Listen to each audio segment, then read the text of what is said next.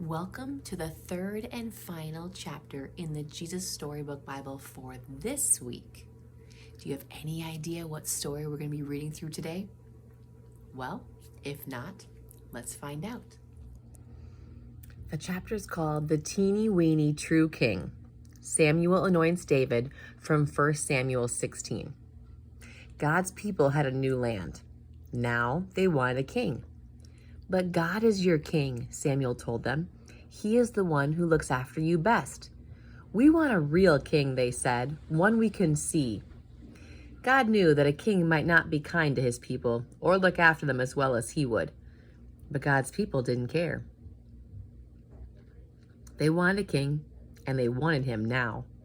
So God gave them a king. He was called Saul, and he seemed like a good king at first. But he became proud and stopped listening to God. He didn't obey God or love God with his whole heart. Saul can't help me with my plan, God said. I need a king who loves me and will teach my people to love me. I need a true king. God had just the one in mind. Go to Bethlehem, God told Samuel. You'll find the new king there. Samuel's job was to listen to God and tell the people what God said. So Samuel went to the little town of Bethlehem. God told Samuel to go to Jesse's house. God was going to choose one of Jesse's sons to be the new king. Jesse had 7 strong sons.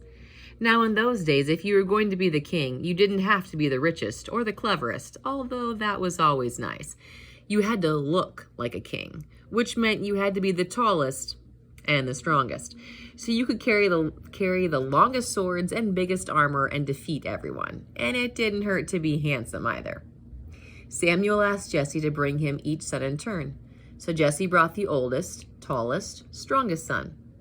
This must be the new king, Samuel thought to himself. He looks like a king, but God didn't choose him.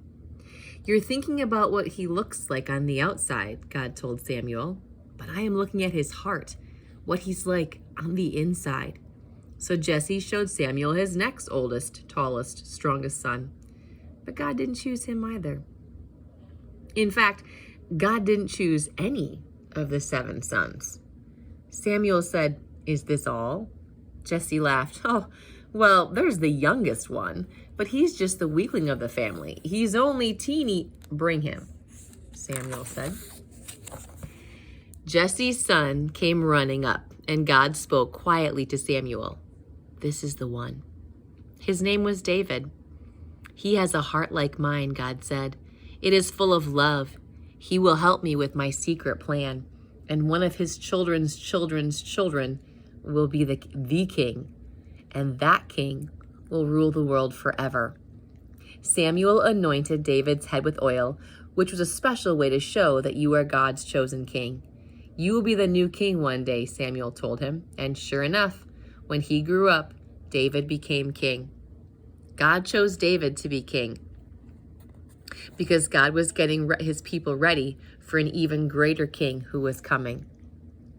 Once again, God would say, "Go to Bethlehem. You'll find the new king there." And there, one starry night in Bethlehem, in the town of David, 3 wise men would find him. Now, what I really like about that story of David and Samuel is that we learn what's important to God. And God says that our heart is far more important than how we look on the outside. So, can you say that gold nugget with me? It's going to be, my heart is far more important than the outside. Put your hand over your heart. Ready? My heart is far more important than my outside. It is. God is constantly looking at our hearts. I hope that encourages you today. Thank you for joining me. I hope to see you back here tomorrow for our last day this week of stories.